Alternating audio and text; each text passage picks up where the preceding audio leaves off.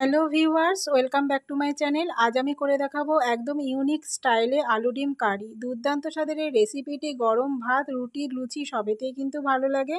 আশা করছি এইভাবে আগে কখনো করেননি, তাই পুরো ভিডিওটা দেখার অনুরোধ রইল। আমি মিলি মজুমদার আবারও হাজির হয়ে গেছি নতুন একটি রেসিপি নিয়ে আপনাদের সামনে আমার মায়ের ছোঁয়া কুকিং চ্যানেলে। আশা করছি আপনারা খুব ভালো আছেন, আমিও ভালো আছি। চলুন ঝটপট রান্নায় চলে যাই।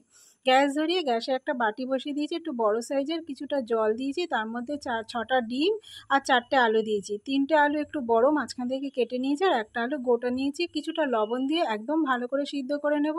ওদিকে ডিম আলু সিদ্ধ হতে থাক, এদিকে একটা ভাজা মশলা তৈরি করে নিই। গ্যাস ধরিয়ে গ্যাসটা লো করে একটা তড়কা প্যান বসিয়ে তার মধ্যে আমি তেজপাতা, এলাচ, দারচিনি, জয়িত্রী আর জিরে দিলাম। জিরে দিয়েছি 1.5 চা চামচ। ভালো করে ভেজে নিতে হবে, সুন্দর একটা গন্ধ বেরোবে, কালার চেঞ্জ হয়ে যাবে, তখনই এটা তুলে নিয়ে আমি ঠান্ডা করে গুঁড়ো করে নেব। এদিকে দেখুন যে কড়াইটায় আমি রান্না করব তাতে আমি আলুটা সিদ্ধ করে নিয়েছি ভালো করে। এরপরে হাত দিয়ে ম্যাশড করে নিচ্ছি একটু গোটা গোটা রেখে। ম্যাশড করা হয়ে গেছে, এর মধ্যে আমি দিয়ে দেবো 1 চামচ হলুদ। যারা এই মুহূর্তে আমার ভিডিওটা দেখছেন, একটা লাইক করে ভিডিওটা কন্টিনিউ করুন। আপনাদের একটা লাইক পরবর্তী ভিডিও বানাতে আমাকে অনেকটা উৎসাহ দেয়।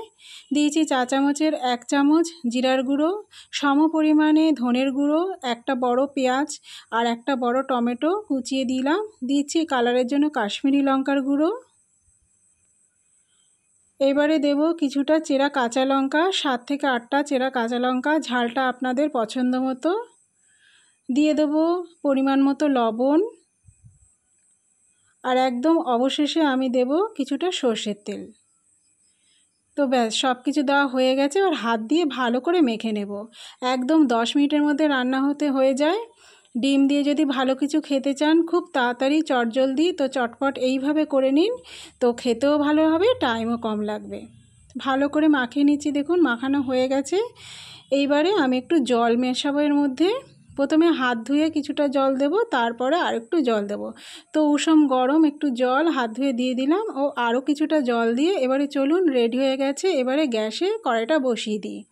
গ্যাসে কড়াই বসিয়ে দিয়েছি, দিয়ে ঢাকা দিয়ে রেখে দেব টকবক করে ফুটে ওঠার জন্য। ফুটে উঠবে কিছুক্ষণ, 5 মিনিট পর আমি ঢাকনা সরিয়ে দিয়েছি। দেখুন গ্যাসটা মিডিয়ামে রাখতে হবে। পেঁয়াজ টমেটো একদম ভালো করে গলে গেছে। এরপরে এই তরকারিটা ঢেলে নেব, নিয়ে কড়াইটা পরিষ্কার করে আবারও কড়াইতে কিছুটা সর্ষের তেল দিয়ে দিলাম। গ্যাসটা হাইতে দিয়ে সর্ষের তেলটা ভালো করে গরম করে নিতে হবে। হয়ে গেছে, এবারে ডিমটা ভেজে নেব। ডিমটা বেশি ডিপ ফ্রাই করব না, হালকা করব না, মিডিয়ামভাবে ফ্রাই করে নেব।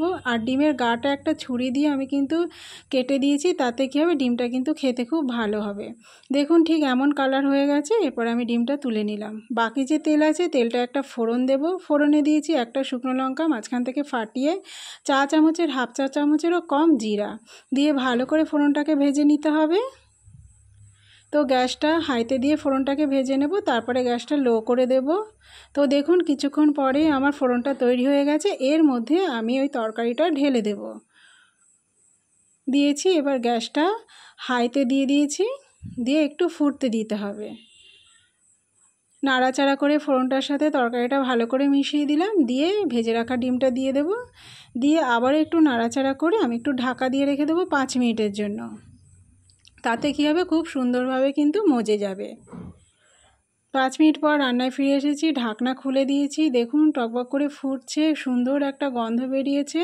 এরপরে ভাজা মশলাটা দিয়ে দিলাম 1 চামচ। একদিন এইভাবে করে দেখুন, আশা করছি আপনাদের ভীষণ ভালো লাগবে। খুব সুন্দর একটা গন্ধ বেরিয়েছে। রান্না একদম কমপ্লিট হয়ে গেছে আমার। একটু স্ট্যান্ডিং টাইমে রেখে দিয়ে তারপরে আমি পরিবেশন করব। ভাতে, রুটিতে, লুচিতে দুর্দান্ত লাগে খেয়ে। একদিন হলেও করে দেখুন। তো আমি গ্যাসটা অফ করে দিয়েছি। তো বন্ধুরা, আমার এই রেসিপিটি কেমন হয়েছে অবশ্যই একটা কমেন্টে জানাবেন। ভালো লাগলে একটা লাইক করে দেবেন। আমার এই রান্নাটা যদি ফেসবুক পেজ থেকে দেখে থাকেন পেজটা ফলো করবেন, ইউটিউব থেকে দেখে থাকলে চ্যানেলটা সাবস্ক্রাইব করে দেবেন, পাশে থাকা বেল আইকনটি প্রেস করে দেবেন, তাহলে আমার আপলোড হওয়া নতুন ভিডিওর নোটিফিকেশান সবার আগে আপনাদের কাছে পৌঁছে যাবে। আজ এই পর্যন্তই। সুস্থ থাকবেন, ভালো থাকবেন। দেখা হবে অন্য কোনো দিন অন্য কোনো ভিডিওতে। Thanks for watching my video.